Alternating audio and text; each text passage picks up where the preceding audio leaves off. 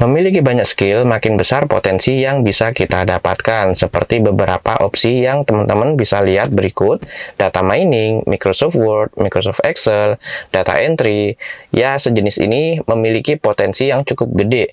Nah, ini adalah salah satu user yang sudah berkarir di platform Upwork ya teman-teman. Udah fokus, udah menghasilkan 90.000 US dollar lebih. Skillnya seperti yang saya sebut tadi, data entry, data mining, Microsoft Excel, QuickBooks Online, Microsoft Word, Google Sheet, dan ada plus 9. Maksudnya lebih dari ini ya untuk skillnya. Jadi makin banyak skill yang dimiliki, makin besar potensi income yang bisa didapat. Nah, ini ada lagi user dari Philippines, udah lebih dari 100.000 US dollar teman-teman. Ya, intinya lebih dari 1,5 miliar kalau dirupiahkan. Skillnya juga sama seperti yang saya sebutkan tadi, data entry, data mining, Microsoft Excel, Microsoft Word, online research, bookkeeping, dan ada 4 lagi skill yang dia miliki. Nah, ini ada user dari India, bisa dilihat ya teman-teman, sudah level expert untuk entry data entry-nya, kemudian research, event Excel, kemudian US medical AR billing. Ya, skillnya bisa dilihat lah yang bagian bawah ini. Kalau bagian title-nya ini adalah spesialisnya. Kalau skill lengkapnya ada di bagian kotak-kotak ini teman-teman. Maksudnya yang mengkurva ini ya, bukan kotak. Data entry, data mining, Microsoft Excel, email communication, Google Docs, Microsoft PowerPoint, dan ada 6 lagi untuk skill yang user tersebut miliki. Yang jelas dari segi hasil yang didapat itu gede-gede ya teman-teman. Namun membutuhkan skill yang sudah berpengalaman. Nah, seperti ini 70.000 US dollar lebih, yang atas tadi juga 70.000 US dollar lebih. Jadi bisa dikatakan untuk hasil sendiri gede-gede meskipun bukan kategori desain, karena untuk skill seperti ini itu sangat dibutuhkan perusahaan ya teman-teman. Sehingga di platform Upwork ini yang bisa dikatakan secara umum banyak perusahaan yang menggunakan Upwork ini untuk post project mereka. Ya, jelas potensi untuk skill yang saya sebutkan barusan itu sangat menjanjikan teman-teman. Nah, ini dari India, kalau income-nya di private ya teman-teman, ini 100.000 US dollar lebih dari Pakistan. Jadi mungkin buat teman-teman yang sudah ahli menggunakan Microsoft Excel dan lain sebagainya bisa mencoba membuat account di Upwork ini. Yang jelas dengan memiliki profil sendiri sama halnya kita memiliki kendaraan sendiri. Namun setiap kendaraan memiliki daya pikat yang berbeda. Mana yang paling bagus, maka akan mendapat banyak sorotan. Sama halnya dengan profil yang kita miliki di Upwork, yang mana makin bagus, makin banyak klien yang ingin bekerja sama dengan kita. Saya sendiri dapat job jenis hourly, bisa dilihat teman-teman untuk deskripsinya, dan sudah membayar 1.091 US dollar ya. Tapi yang saya dapatkan segini, 981,68 US dollar dengan bayaran per jamnya 11,11 US dollar per jam. Untuk earn di bagian sini ini adalah total, yang mana kalau dirupiahkan lumayan. Untuk motivasi aja saya zoom out sebentar, saya akan full layar ya recordnya. Refresh dulu, saya refresh lagi. Nah, jadi segini teman-teman untuk kurs saat saya selesai refresh ya, per detik saat saya selesai refresh langsung aja di input 981,68. Nah, untuk rupiahnya sekitar 15.700-an. Bisa dilihat ya teman-teman untuk nominalnya. Jadi kita bisa bekerja dengan metode digital project di platform. Sebentar. Nah, ini untuk profil saya, itu foto saat saya masih sekolah dulu teman-teman. Udah dapat segini, 122 job ya, atau kontraknya dengan total 30.000 US dollar lebih. Sebentar saya zoom out. Nah, untuk platformnya sendiri nggak cuma Upwork aja teman-teman, ada sebentar Fiverr ya. Untuk Fiverr ini trennya bisa dilihat dari website, development, logo, SEO, kemudian arsitektur, interior design, social media marketing, voice over, dan seterusnya. Yang jelas project digital sangat fleksibel, optimasinya pun serupa seperti perusahaan mobil yang memajang portfolio atau produk kendaraannya di suatu pameran, dan yang paling bagus dari segi desain serta harga biasanya akan mendapatkan perhatian lebih atau interaksi dari personal yang tertarik. Sehingga poin penting yang harus kita lakukan adalah wajibnya memiliki portfolio yang bagus dan fast respon terhadap klien, serta harga jangan kemahalan. 3 poin ini sudah cukup untuk mengoptimalkan profil digital service kita. Ini berdasarkan pengalaman pribadi ya, dan bisa berbeda dengan orang lain tentunya. Sama halnya seperti kita berkendara keluar kota dengan tujuan yang sama dengan orang lain. Namun jika kita kena macet di jalan dan orang lain lancar jalannya dengan rute lain, maka finalnya yang sampai lebih dulu jelasnya bukan kita.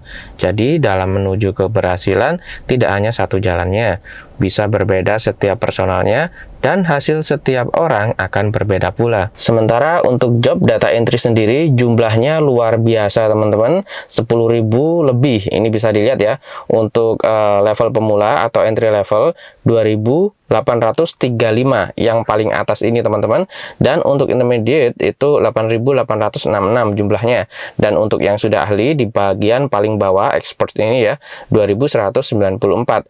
Ya apa namanya, beda levelnya, beda biaya atau bayaran yang kita dapat teman-teman. Nah ini bisa dilihat untuk entry level, di sini bisa dilihat ya, entry level kontraknya 1-3 bulan, bayarannya $3 per jamnya. Ini untuk job yang jenis hourly. Ini bisa dilihat hourly, pembayarannya sudah verified, kliennya sudah membayar lebih dari 20.000 US dollar lebih, asal dari kliennya itu Australia, bisa dilihat. Jadi untuk entry level ya bayarannya segini, lumayan ya kalau dikurs rupiahkan mungkin sekitar kurang lebih di 50 ribuan untuk kurs saat ini, kurang lebihnya di situ teman-teman, itu per jam ya. Dan untuk yang kelas menengah ini bisa dilihat intermediate, estimasi kontraknya 1-3 bulan, dan ini klien dari Australia lagi teman-teman. Untuk bayaran per jamnya 10-25 US dollar per jamnya ya, tergantung kita waktu kirim proposal apa namanya, ambil yang 10 US dollar per jam atau 25 US dollar per jam. Tapi kalau masih pemula ya jangan mahal-mahal teman-teman, karena klien akan melihat histori dari profil kita. Jadi kalau masih pemula atau baru bikin akun pastinya kosong, dan saran saya ambil yang entry level kayak gini aja, sambil membangun profil yang benar-benar dikembangkan dari nol. Kemudian untuk job yang nomor 3 ini 6 menit yang lalu di post, ini masih baru ya, dari Amerika untuk kliennya. Estimasi budget 50 US dollar, ini untuk ticket price atau borongan teman-teman. Jadi kalau misal kita sudah ahli, ambil yang borongan gini, misal 1 jam jadi, ya sudah 1 jam kita dapat 50 US dollar tersebut apabila nggak ada revisi. Kita scroll ke bawah lagi, nah ini bisa dilihat, wow, kliennya sudah membayar lebih dari 400.000 US dollar, klien dari United States atau Amerika. Ini kalau dirupiahkan gede banget teman-teman, 100 ribunya itu kurang lebih 1,5 miliar ya, 1,6 miliar kurang lebih di situ. Kalau 400.000 ya dikalikan 4 teman-teman, gede banget ya. Dan ini borongan $50 untuk bayarannya. Jadi kalau sudah ahli, misal 1 jam bisa mengerjakan, diambil yang ticket price atau borongan, itu lebih apa namanya, lebih cepat ya untuk menghasilkannya daripada per jam. Kalau per jam memang jangka panjang teman-teman rata-ratanya.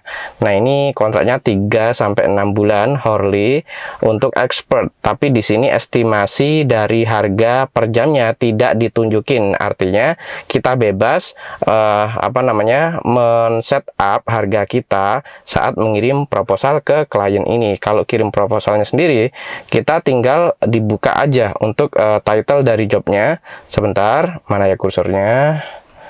Nah, di sini dibuka aja. Nanti akan muncul halaman seperti ini, kayak gini ya. Ada tombol apply now di bagian sini, itu langsung aja, tapi dibaca dulu deskripsinya seperti apa di bagian sini. Ini adalah detailnya, kontraknya lebih dari 30 untuk jam kerjanya lebih dari 30 jam per minggu, kontraknya 3-6 bulan untuk yang sudah ahli aja. Nah, untuk kirim proposal di sini teman-teman, apply now. Nanti akan ada formnya teman-teman. Nah, seperti ini ya.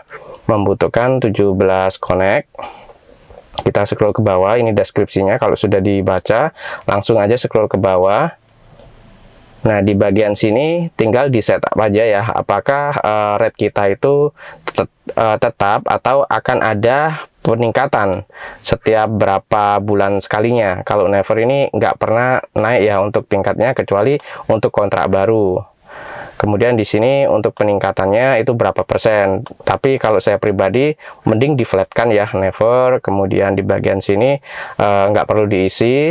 Kemudian di bagian cover letter, nah di sini kalau kita mengirim lamaran kerja di perusahaan-perusahaan, ya mirip kayak gini teman-teman. Kalau ini jenisnya proposal, yang mana kita harus mendetailkan deskripsi kita sendiri, mulai dari spesialis kita di bidang apa, kemudian menanggapi brief dari klien yang sudah dipost di Upwork ini, kemudian kita mendetailkan seberapa lama dan seberapa profesionalnya kita untuk mengerjakan ya apabila kita mendapatkan kontraknya, kayak gitu teman-teman. Kemudian di sini untuk melampirkan file portfolio, atau bisa juga di dalam cover letter ini disebut juga kalau portfolio kita sudah diupload di profile, biar klien nanti bisa ngelihat di situ ya. Kalau sudah, scroll aja ke bawah terus. Yang jelas untuk opsi-opsi ini dipilih ya, maksudnya diisi apabila kita memiliki memang untuk upload filenya. Namun kalau kita nggak ngupload juga nggak masalah teman-teman. Nah kalau sudah, langsung aja send for connect-nya akan berbeda-beda setiap projectnya. Jadi kalau sudah mengisi semua, langsung kirim dengan menekan tombol send ini aja. Jadi untuk rincian lebih detailnya, setiap projectnya bisa berbeda meskipun nggak banyak-banyak bedanya. Dalam arti setiap klien itu bisa membuat agreement yang berbeda ya. Oke teman-teman, sekian dulu untuk video kali ini. Maaf apabila banyak kekurangan, semoga bermanfaat. Apabila punya pertanyaan, silakan berkonsultasi melalui nomor WhatsApp yang sudah saya lampirkan. Apabila di kolom komen belum saya balas, karena ya biasanya saya ada kesibukan lain, jadi terkadang nggak sempat membalas untuk teman-teman yang menulis di kolom komentar. Oke, sekian, terima kasih telah menonton dan sampai jumpa di video berikutnya.